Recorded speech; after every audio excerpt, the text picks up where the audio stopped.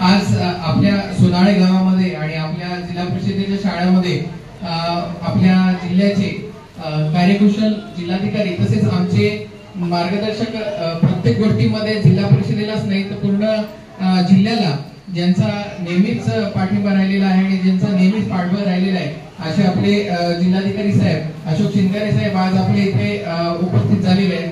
तसेच व्यासपीठावर उपस्थित इतर सर्व मान्यवर, गावातील सर्व नागरिक, SMC चे सदस्य, आपले मुख्याध्यापक, शिक्षकगण आणि माझ्या चिमुकल्या विद्यार्थ्यांना, आज आपला शाळेचा पहिला दिवस. मान्सून सुरू झालेला आहे, उन्हाची काहिली कमी होत आहे आणि पावसाच्या सरींसोबत आपलं या शाळेमध्ये आगमन झालेलं आहे. तर त्यासाठी आपण शाळेमध्ये एकदम खूप वेगवेगळ्या प्रकारचे उपक्रम राबवत आहोत आणि आपल्या सर्वांना येणाऱ्या फ्युचर मधल्या सर्वच आव्हानांना सामोरं जाण्यासाठी, सक्षम बनवण्यासाठी आपण वेगवेगळ्या स्तरावरती प्रयत्न करत आहोत.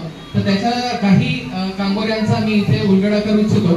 त्याच्यामधल्या मागच्या वर्षी आपण जेव्हा मी जॉईन झालो, आज 16 जून आहे, मागच्या वर्षी याच तारखेला मी जिल्हा परिषद मध्ये मथुर कार्यकारी अधिकारी म्हणून ठाण्यामध्ये जॉईन झालो होतो. आणि जुलै महिन्यामध्ये आपण जॉईन झाल्याच आपण दिशा उपक्रम सुरू केला होता. दिशा उपक्रमाचं सुरू करण्यामागचं कारण असं होतं की आपण जेव्हा बघतो की 10वीचा निकाल आपला 100% असतो, परंतु विविध जे सर्वे होतात त्याच्यामध्ये असं लक्षात येतं की 8वीच्या विद्यार्थ्यांना दुसरीचं वाचन करता येत नाही, 7वीच्या विद्यार्थ्यांना पहिलीचं येत नाही, 5वीच्या विद्यार्थ्यांना पहिलीचं येत नाही. अशा प्रकारचे जे आपल्याला रिपोर्ट्स मिळत असतात ते मग प्रथम एज्युकेशन फाउंडेशनचे असो, नॅशच्या सर्वेचे असो, असेलच्या सर्वेचे असो किंवा पॅटच्या सर्वेचे असो, असे विविध गव्हर्नमेंट आणि सेवाभावी संस्था यांच्या मार्फत जे सर्वे केले जातात त्याच्यामध्ये असं निदर्शनास येतं की FLN म्हणजे पायाभूत ज्या अध्ययन क्षमता असतात त्याच्यामध्ये विद्यार्थ्यांचं पूर्ण जे प्रभुत्व असतं ते प्राप्त झालेलं नसतं. तरी देखील आपण विद्यार्थ्यांना पुढे पुढे नेत जातो आणि मग पुढच्या इयत्तांमध्ये विद्यार्थी गेल्याच्या नंतर त्यांना जर लिहिता वाचता आणि मूळ गणितीय क्रिया येत नसतील तर त्यांचा पुढचं जे अध्ययन जे असतं त्याच्यामध्ये त्यांना प्रॉब्लेम यायला सुरुवात होते आणि विद्यार्थ्यांमध्ये कुठेतरी मग शाळेमधून ड्रॉपआउट होण्याचं प्रमाण वाढतं आणि त्यांच्यामध्ये कुठेतरी न्यूनगंड तयार होतो की आपण जिल्हा परिषदेच्या शाळेमधून शिक्षण घेतलेलं आहे, आपण एका लेवलचं कॉम्पिटिशन आपल्याला शक्य होणार नाही. अशा प्रकारच्या ज्या न्यूनगंड तयार होतो तो कमी करण्यासाठी आणि विद्यार्थ्यांमध्ये आत्मविश्वास निर्माण करण्यासाठी आणि गणितीय आणि भाषीय ज्या बेसिक ज्या क्रिया आहेत त्या क्रिया आपल्या विद्यार्थ्यांना 100% प्रभुत्व प्राप्त होण्यासाठी म्हणून हा उपक्रम सुरू केला. आणि त्या उपक्रमाची जी आपण सांगता बघितली मागच्या मार्च महिन्यामध्ये, तर त्याच्यामध्ये 32 लाख टेस्ट आपण केल्या, त्याच्यामध्ये AI एनेबल्ड टेस्ट देखील आपण केल्या आणि याच्यामध्ये 100% शाळांचा समावेश होता, 100% विद्यार्थ्यांचा समावेश होता आणि 100% आपल्या सर्वच पर्यवेक्षक यंत्रणा आणि शिक्षक यंत्रणा यांचा समावेश होता. जर आपण स्कूल विजिट्स बघितल्या तर 10,250 स्कूल विजिट्स आपल्या झालेल्या आहेत. एवढ्या मोठ्या प्रमाणावरती स्कूल विजिट्स, एवढ्या मोठ्या प्रमाणावरती मार्गदर्शन आणि एवढ्या मोठ्या प्रमाणावरती असेसमेंट आणि कंटिन्युअस इम्प्रूव्हमेंट हे विद्यार्थ्यांच्या गतीनुसार आणि विद्यार्थ्यांच्या आवश्यकतेनुसार देणारी दुसरी कुठली जिल्हा परिषद असेल असं मला क्वचितच वाटतं. तर या उपक्रमांची दखल घेऊन आता महाराष्ट्र शासनाने निपुण महाराष्ट्र हा उपक्रम देखील सुरू केलेला आहे. त्यामध्ये 1,10,000 शाळांमध्ये हाच उपक्रम आता यावर्षी राबवण्यात येणार आहे. यामध्ये आपण माता पालक सभांचा देखील खूप चांगल्या पद्धतीने उपयोग करत आहे. 4,900 माता पालक सभा आपण तयार केलेल्या आहेत आणि जवळपास 50 ट्रेनिंग सेशन्स हे डाएटच्या माध्यमातून आपण सर्व शिक्षकांचे घेतलेले आहेत. अशा पद्धतीने जो दिशा उपक्रम राबवलेला आहे त्याचं फलिश फक्त मार्चची जी होती त्याच्यामध्ये FLN जे होतं बेसिक त्याच्यामध्ये 114% म्हणजे दुपटीपेक्षाही जास्त पर्सेंटची वाढ हे आपल्या सर्व विद्यार्थ्यांमध्ये झालेली आहे. हे सर्व आपल्या पर्यवेक्षकीय यंत्रणा, राक्षस साहेबांचं नेतृत्व आणि आपल्या सर्व शिक्षक आणि मुख्याध्यापक, SMC आणि पालकांचा सहभाग यांचं हे फलित आहे. तर याच्या सोबतच आपण विद्यार्थ्यांना तंत्रज्ञानाची देखील जोड देतोय.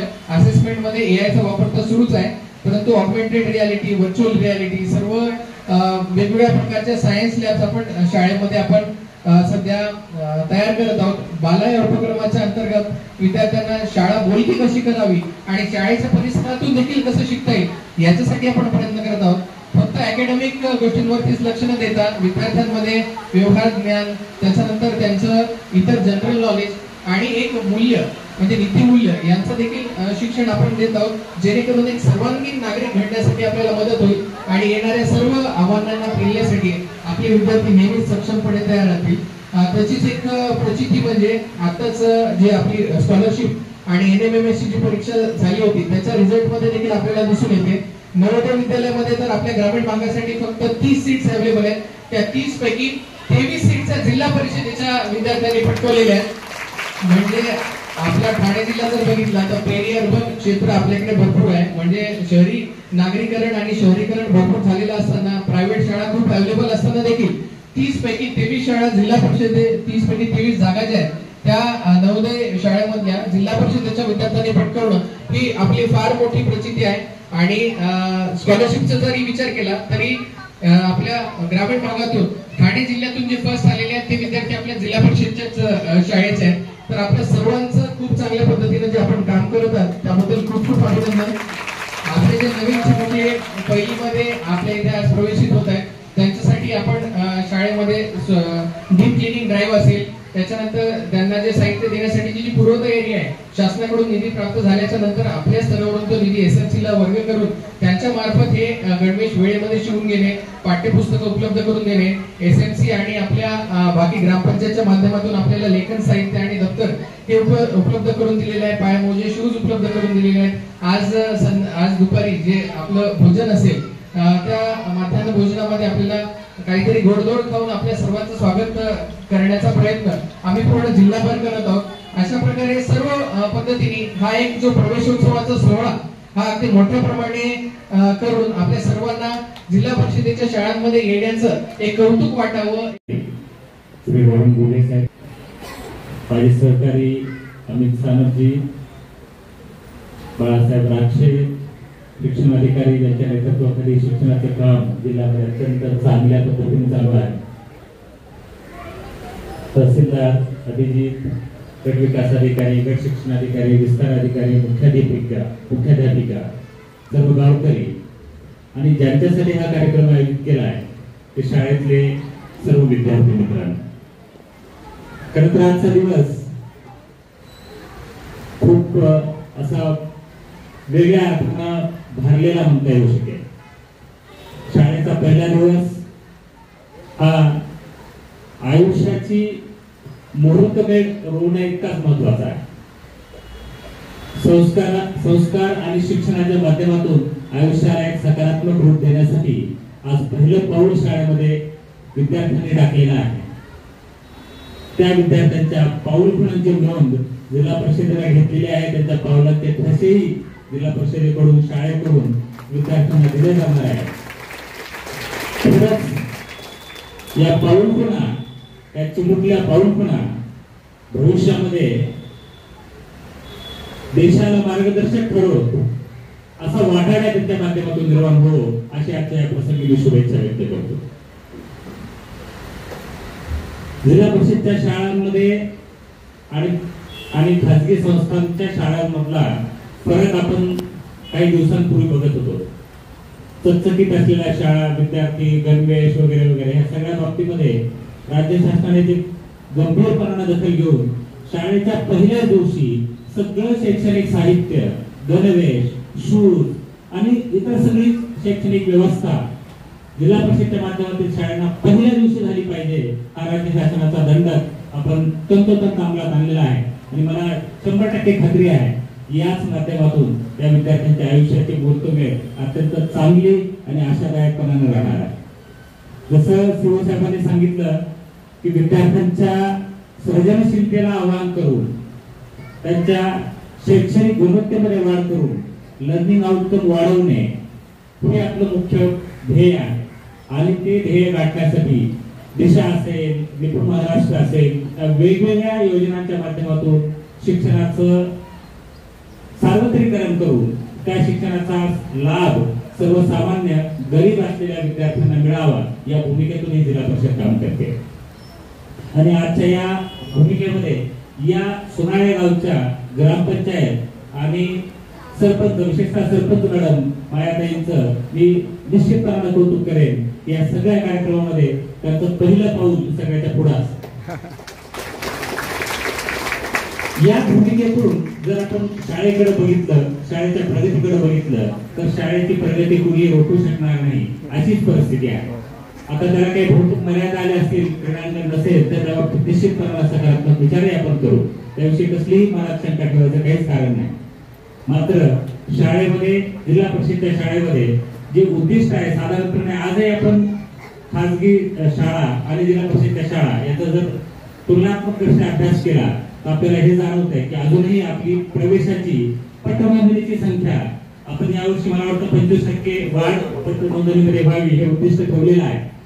ते वाढून आपण अल्टिमेटली काही कालावधीमध्ये गावांमध्ये शाळेसाठी पात्र असलेला विद्यार्थी जिल्हा परिषदच्या शाळेमध्ये आला पाहिजे या दृष्टिकोनातून आपण नियोजन करावं अशी माझी यावेळी तुम्हाला विनंती असणार आहे. जिल्हा परिषदच्या शाळेमध्येच का हाही प्रश्न बऱ्याचदा विचारला जातो. जिल्हा परिषदच्या शाळेमध्ये का याचं कारण असं, मराठी माध्यमातून शिकवल्या जाणाऱ्या शिक्षणाचा कायमस्वरूपी ठसा विद्यार्थ्यांच्या बालमनामध्ये, संस्कारक्षम मनामध्ये उमटला जातो. मातृभाषेतलं शिक्षण हे निश्चितपणानं त्या विषयाची आकलन क्षमता वाढवण्यासाठी महत्वाचं राहणार आहे. अर्थात मग मराठी बोलतो आपण मर्यादित राहावं का? नाही. डॉक्टर बाबासाहेब आंबेडकरांनी सांगितलेलं की इंग्रजी शिक्षण हे वाघिणीचं दूध आहे आणि गुरगुरायचं असेल तर वाघिणीचं दूध पिलंच पाहिजे. त्यामुळं भाषा त्रिसूत्रीची जी आपण संकल्पना अस्तित्वात आणलेली आहे त्या त्रिसूत्रीप्रमाणे मराठी, हिंदी आणि इंग्रजी या माध्यमातून शिक्षण, ज्ञान, शिक्षणापेक्षा मी ज्ञान म्हणेन, आणि त्या ज्ञानाला आत्मसात करण्याची वृत्ती आपल्या विद्यार्थ्यांमध्ये यावी याच भूमिकेतून जिल्हा परिषद काम करते. आणि या जिल्हा परिषदेला रोहन घुगे साहेबांसारखा सारथी मिळालेला आहे. त्याच्या नेतृत्वाखाली ही जिल्हा परिषद अशीच घोडदौड करत राहणार आहे.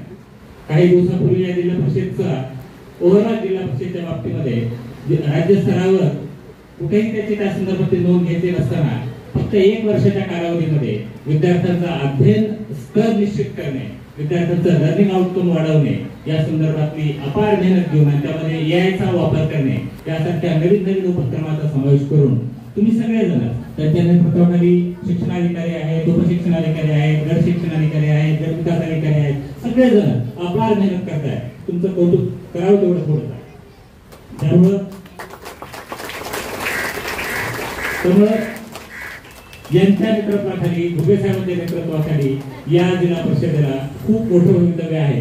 माझी तुम्हाला सर्वांना विनंती आहे, सर्व पालकांना विनंती आहे, शाळेतला एकही विद्यार्थी जिल्हा परिषदच्या शाळेशिवाय अन्यत्र त्याचं ऍडमिशन होऊ नये अशी परिस्थिती आपण निर्माण करावी. त्यांनी स्वतःहून इकडं ओढ निर्माण व्हावी जिल्हा परिषदेच्या शाळेमध्ये येण्याची. या पद्धतीचं शैक्षणिक वातावरण निश्चितपणे तुम्ही निर्माण करताय, त्याला माझ्या शुभेच्छा आहेत. आणि याच माध्यमातून या गावातील, या परिसरातली, जिल्ह्यातली सगळी मुलं